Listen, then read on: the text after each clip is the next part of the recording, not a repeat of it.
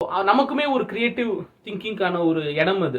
நம்ம படத்துலேருந்து வெளியில் வந்து நம்ம இஷ்டத்துக்கு என்ன வேணாலும் யோசிச்சுக்கலாம். அந்த கேள்விகளுக்கான விடை நமக்கு என்ன தோணுதோ அதை யோசிக்கிறதுங்கிறதும் ரொம்பவே இன்ட்ரெஸ்டிங்காக இருக்கும். மொத்தத்தில் டியரஸ் இதே இந்த திரைப்படம் வந்து ரொம்ப மெச்சூர்டு A certified ரொம்ப மெச்சூர்டு ஆடியன்ஸ்க்கான ஒரு படம். ஹாரர் த்ரில்லர் ஃபேன்ஸுக்கு ரியல் ஹாரர் வேணும் அப்படிங்கிறவங்களுக்கு தாராளமாக தியேட்டரில் போய் பார்த்து எக்ஸ்பீரியன்ஸ் பண்ண வேண்டிய படம். தியேட்டர் எக்ஸ்பீரியன்ஸுங்கிறது வேறு, அந்த சீட் எஜ்ஜில் உட்காந்து 2 மணி நேரம்ங்கிறது ஃபார் எக்ஸ்பீரியன்ஸிங் தட் அந்த அந்த ஒரு விஷயத்தை அந்த ஹாரர் எக்ஸ்பீரியன்ஸ் பண்ணுறதுக்காகவே தாராளமாக தியேட்டரில் போய் இந்த படத்தை பார்க்கலாம். வணக்கம், பேரன்புடன் உங்கள் விஜயன். இன்னைக்கு வந்து நம்ம டிஎஸ் இரே இந்த திரைப்படத்தை விமர்சனம் தான் பார்க்க போகிறோம். என்ன பேரே ரொம்ப வித்தியாசமாக இருக்குன்னு யோசிச்சிங்கன்னா, இது ஒரு லத்தீன் வார்த்தை. இதுக்கு அர்த்தம் என்ன அப்படின்னா ஜட்ஜ்மெண்ட் டே அப்படின்னு அர்த்தம். அதாவது எல்லாருடைய இறப்புக்கு அப்புறம் கடவுள் அவங்கவுங்களுக்கான பாவ புண்ணியங்களை சரி பார்த்து ஒரு ஜட்ஜ்மெண்ட் கொடுப்பாரு, அந்த நாள் வரும் அப்படின்றது உலகளாவிய நம்பிக்கை. அந்த டேவோட லத்தீன் வார்த்தை தான் டியரஸ் இரே அப்படின்னு. இது ஒரு மலையாள ஹாரர் திரைப்படம். ராகுல் சதாசிவன் இந்த பேர் நேரம் உங்களுக்கு பரிச்சயமாக இருக்கும். அப்படி இல்லைன்னா இவருக்கு முந்தைய திரைப்படங்கள் என்னென்னு சொல்கிறேன், கொஞ்சம் பயப்படாமல் கேளுங்க. இதுக்கு முந்தைய திரைப்படம் பிரம்மயுகம், அதுக்கு முன்னாடி பூதகாலம், அதுக்கு முன்னாடி அவருடைய முதல் படம் ரெட் ரெயின் அப்படின்ட்டு. அந்த ரெட் ரெயின் மட்டும் ஒரு சயின்ஸ் ஃபிக்ஷன். அதுக்கப்புறம் வந்த பூதகாலமாக இருக்கட்டும், பிரம்மயுகமாக இருக்கட்டும், கண்டிப்பாக நம்ம ஓடிடி காலத்தில் வந்ததுனால எல்லாருமே பார்த்துருப்போம் என்ன மாதிரியான ஒரு ஹாரர் ஜானர் அது அப்படின்னு. அதே மாதிரி தான் இதுவும் ஹாரர் ஜானரில் வர்ற ஒரு திரைப்படம் தான். ஒருத்தர் 4 படம் தான் எடுத்திருக்காரு, அதில் 3 படம் ஹாரர், அதுவும் சீரியஸ் ஹாரருங்கும் போது நான் அவருடைய ஃபில்மோகிராஃபி எப்படி இருக்குன்னு யோசிக்கிறேன். அதாவது இந்தியாவில் இந்த அளவுக்கு வெறும் சீரியஸ் ஹாரரை மட்டுமே எடுப்பேன், அவர் அப்படி தான் எடுக்க போகிறாரான்றது தெரியல. இது வரைக்கும் எடுத்த எல்லா படங்களுமே அப்படி தான் இருக்குது. அப்போ சீரியஸ் ஹாரர் படங்கள் மட்டுமே எடுப்பேன்னு ஒரு இயக்குனர் நான் இது வரைக்கும் பார்க்கல. பட் அந்த வகையில் இவர் வந்து ரொம்ப டிஃப்ரெண்ட்டான ஒரு ஆளாக இருக்கார். இந்த படத்தில் அவர் ஒரு யூனிவர்ஸ் உருவாக்குறாரு. இது ஸ்பாயிலர்லாம் கிடையாது. நம்ம எப்படி எல்சியூ இருக்கோ, அல்லது இப்போ புதுசாக லோகா யூனிவர்ஸ் ஒன்று ஆரம்பிச்சிருக்காங்க, லோகா சாப்டர் 1 தானே சொல்லி சந்திரா ஸ்டார்ட் பண்ணாங்க. அந்த மாதிரி இவர் ஹாரர் யூனிவர்ஸு ஒரு பூதகாலம்ல அப்புறம் வந்த பிரம்மயுகத்தில் அதோட ரெஃபரன்ஸ் இருக்காது. இதில் வந்து பூதகாலம் பிரம்மயுகம் ரெண்டுத்தோட ரெஃபரன்ஸ் இருக்குது. நீங்கள் கண்டுபிடிச்சிங்கன்னா நீங்கள் 2 படமும் பார்த்துருக்கீங்கன்னு அர்த்தம்.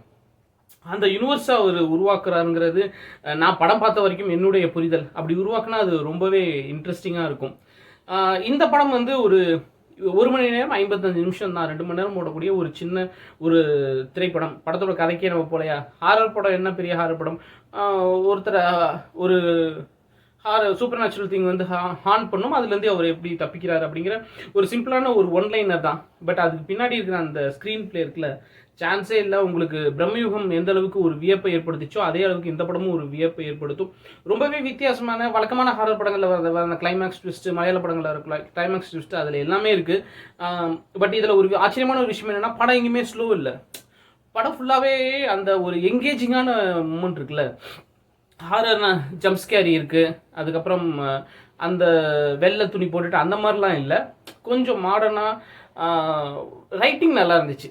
ஸ்க்ரீன் பிளேவுமே சரி, ரைட்டிங்குமே சரி, ஃபுல் படமும் அதிசயமாக மலையாளத்தில் ஒரு போர் அடிக்காத அல்லது லேக் ஆகாத ஒரு படம். 2 மணி நேரம் ரொம்ப ரொம்ப எஜ்ஜிங்காக, உண்மையை சொல்லணும்னா சீட் நுனியில் உட்காந்து பார்க்குற மாதிரி தான் இருந்துச்சு. அவ்வளோ ஒரு எங்கேஜிங்காக இருந்துச்சு. காஸ்டிங்கை பொறுத்த வரைக்கும் ஒரே ஒரு ஆள் தான், பிரணவ் மோகன்லால். மொத்த படத்தையும் சிங்கிள் ஹேண்டடாக தோளில் தூக்கி நிறுத்துறாரு. மற்ற நிறைய கேரக்டர்ஸ் இருக்காங்க, எல்லாருமே சப்போர்ட்டிங் கேரக்டர்ஸ் மாதிரி தான் அப்பப்போ வந்துட்டு போகிறாங்க. அதில் அந்த ஒரு கான்ட்ராக்டராக ஒருத்தர் வர்றாரு, அவர் செம்மையாக பண்ணியிருக்காரு. மற்றபடி பிரணவ் சான்ஸே இல்லை, சரியான ஒரு நடிப்பு. ஃபஸ்ட்டு ஹீரோவாக ஆரம்பிக்கிறாரு, அப்புறம் வில்லன் மாதிரி ஆகி கடைசியில் ஹீரோவாக வில்லனானே கன்ஃபியூஷனில் ஒரு மாதிரி சரியான நடிப்பு நடிச்சிருக்காரு. இது வரைக்கும் அவர் நடித்ததில் பெஸ்ட்டுன்னு கூட சொல்லலாம்.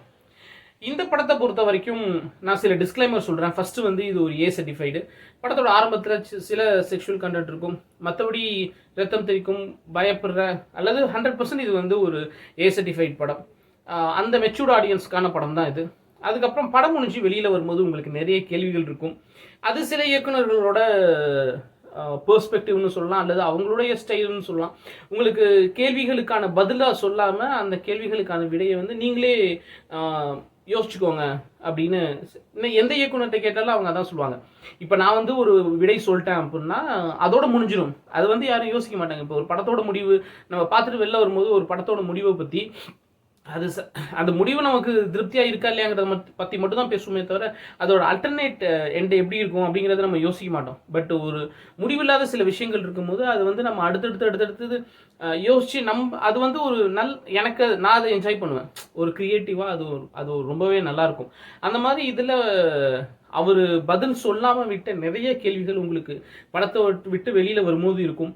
அந்த கேள்விகளுக்கான விடைகள்லாம் வந்து நீங்களே யோசிச்சு உங்களுக்கு என்ன தோணுதோ அதை வச்சு நீங்களே ஒரு கதை செட் பண்ணிக்கலாம். அதில் எந்த தப்புமே கிடையாது.